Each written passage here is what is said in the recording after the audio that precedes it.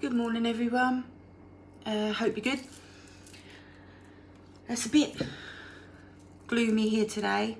The sun keeps coming out sort of in fits and starts, but it's a little bit gloomy, but that's to be expected, isn't it, I suppose, as we are nearly in March, which is our start of our spring, which I'm so excited. I can't wait. I've got some buds coming up on the trees, and there's plants coming up in the garden, which is really cool. Some of my herbs are starting to come. I had a bit of a whitewash because I put them in the little greenhouse, so a lot of them, or some of them, died. I was looking after them, but they just died, so I've got to do a few more of those, repotting, and maybe buy some new little ones to start off again. You know, the lavender and the things, excuse me, I've got a really itchy nose. Lavender and things are all coming up nicely. I've got little buds on the jasmine bush, so that's perfect. The sage the white sage is coming up lovely, so that's all good. Which brings me to what I'm here for this morning. I got this the other day. It's the Green Witch Oracle, and it's by Cheralyn Darcey. It says, discover real secrets of botanical magic. Comes in this gorgeous box. Absolutely beautiful. The box feels really nice. Really, really nice. Published by Rockpool. And the back of it says, step into the enchanted garden and explore the hidden powers of the Green Witch. These 44 cards allow you to draw upon both the magical and medicinal aspects of the garden. Ethnobotanical, that's a big word for me first thing in the morning, and plant folklore history facts are included in the guidebook, along with gardening advice and spells. Oracle meanings are completely aligned with the doctrine of signatures to enable this deck to be used as a complementary medicine modality tool. It says, Cheralyn Darcey is an environmental artist, flower therapist and teacher who has a lifelong connection with the spiritual and healing properties of plants. So anyway, you get your 44 cards, which are here, with your elemental symbols. It's absolutely brilliant. I haven't sort of delved into the book or anything yet, but I will do, obviously. Let me have a look here, how many pages. It's 106 pages. There she is. Beautiful lady.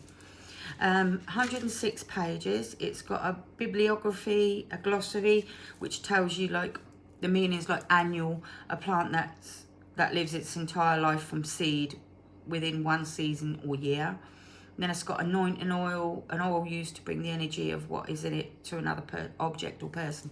So it tells you a lot of little bits, and that's the back of the book. The pages, that feels beautiful. It's got such a beautiful texture to it. Pages there, and in each one that you have got for each card, you have got the oracle meaning, you've got the cultivation, the magical correspondences, and a victory spell, or, you know, all things like that in it. It's absolutely, it's beautiful. Gorgeous book on its own without the deck. And the deck is split into the 4 elementals. So you have earth, which is vegetables. Then you have fire, which is your herbs. Then you've got water, which is your fruits. And then you have air, which are your flowers. So look at that. It's beautiful. It's all colour, all the pictures. It's just a beautiful book. I'm really pleased with this deck, actually. Really, really pleased. On the cards, you have got, hang on, let me bear with you. Please bear with me, even. In the book, you've got card spreads and a garden spread and things like that as well. Right, so in here, that is your vegetables, which are your earth elements. And your magical correspondences, the uses are fertility, passion, vision, independence, and grounding. Then you also have your deities. which is Vajra and Mercury. Then you've also got the celestial, which is Mars, and the astrological sign is Virgo. So you've got all these little correspondences, symbols, all around the card, on each card. This is my vegetable card, because I'm a Virgo. But it's just beautiful. So without chatting any more about it, I will go through and I will show you the cards. Okay, I'm not sure. Yeah, I have got them in order, sorry.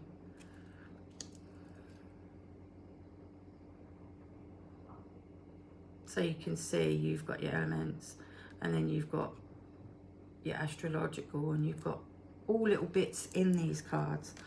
And I think they're gorgeous, especially for this time of year. I think these are going to be, and here you've got the moon, which is obviously one of the celestials, one of the deities and one of the celestials. But it's gorgeous, especially for this time of year. I mean, astrological symbols.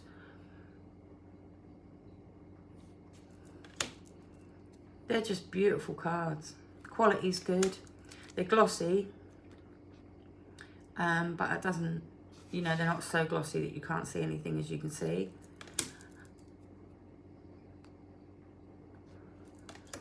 The quality is good. It's good. They shuffle really well. They shuffle really well. I'm just hoping that I've put these all back in the correct order.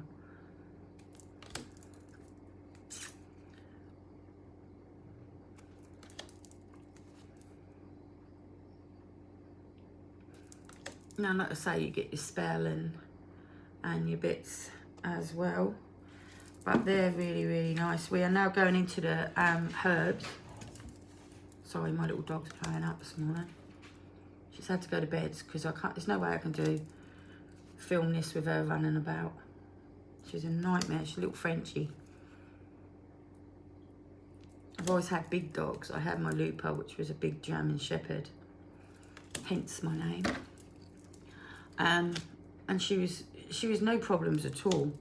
And then I've got Agnes, and she's a Rottweiler German Shepherd cross, and she's no problem at all. Then everybody said to me, "Come on, Mum, you get, you know, my kids. Oh, you're getting a bit older. Get a smaller dog. I'll get a French bulldog." Oh my God, what hassle! I love her to bits, but she's so naughty.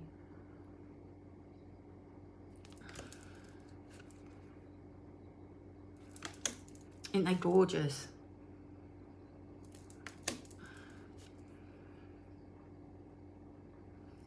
And you're now in your fruits, which is your water. Sorry, I went a bit slow. Missed that one because I'm waffling on. So they are your water elements. Banana. Reminds me of the Minions. Bananas.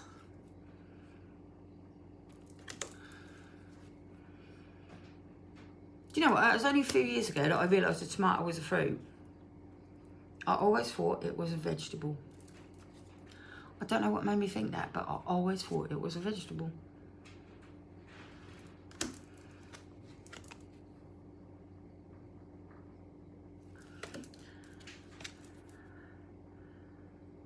And now we're going into our air, which is your flowers.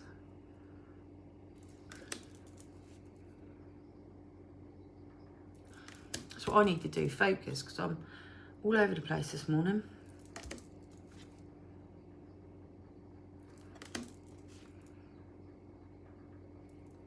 I love that. The daffodil, hope. It's beautiful, isn't it? Shall I read you a bit of that one? Let's have a little looky, see what it says. 38. So what it says here is uses: new beginnings, self-esteem, luck, fertility, and friendship. Deities: Persephone, Hades, the Fates.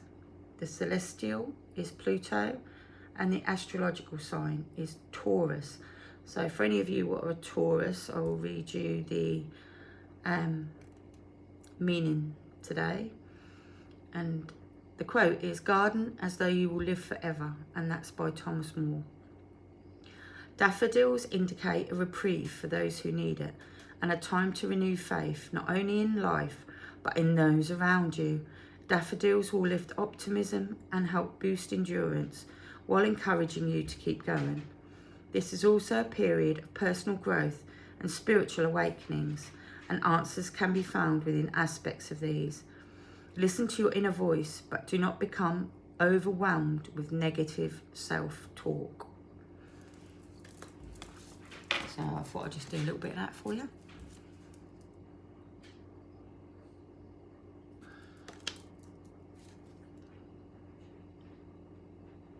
Gorgeous marigolds.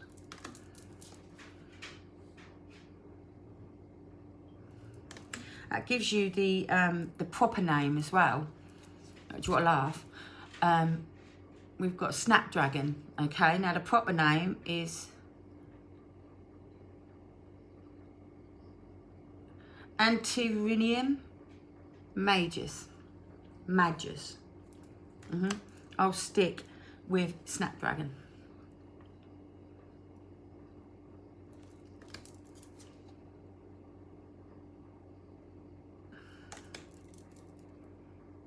And that's the last one. And it is nasturtium. I'm not even going to try the proper word for it. And there you go. But they are absolutely beautiful. Beautiful cards. Would I recommend them? Yeah, definitely. Definitely. So I hope you enjoyed this on this lovely Sunday. Have the best day that you can. And I'll see you soon. Loads of love and blessings. Ta-ra, mates.